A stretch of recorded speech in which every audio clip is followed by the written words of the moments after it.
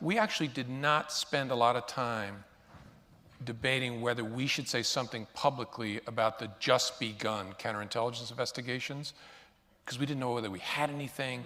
I don't remember a single discussion about that. There were lots of discussions about whether we should tell the American people that the Russians are coming. And President Obama was in a tight spot there. Because remember what I said the goals were? The first goal of the Russians was to damage our democracy, faith in our electoral process.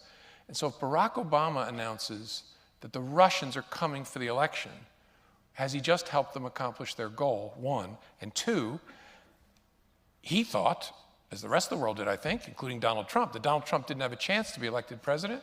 And so if he makes an announcement, has he just given Donald Trump an excuse to help the Russians accomplish their first goal by condemning the corruption of the electoral process?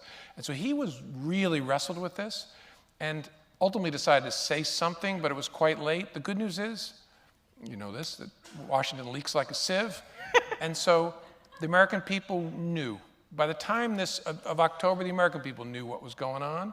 In fact, they saw Donald Trump calling on Russia to give emails. Hey, and Russia, like if that. you're listening, have Hillary Clinton's emails. But that was a really hard question for him.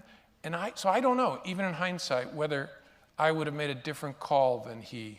Now, what he tried to do is he sent Dennis McDonough to the Hill and tried to get Republicans and Democrats to jointly, we briefed the Gang of Eight, the leaders of the House and Senate, I did personally, on here's what we see, here's what the Russians are doing. NSA was there, CIA was there. And in my view, to their everlasting shame, the Republican leaders, McConnell and the Speaker, Ryan, refused. And to my mind, we were asking them not to do something that was about Democrats or Republicans, that was about America.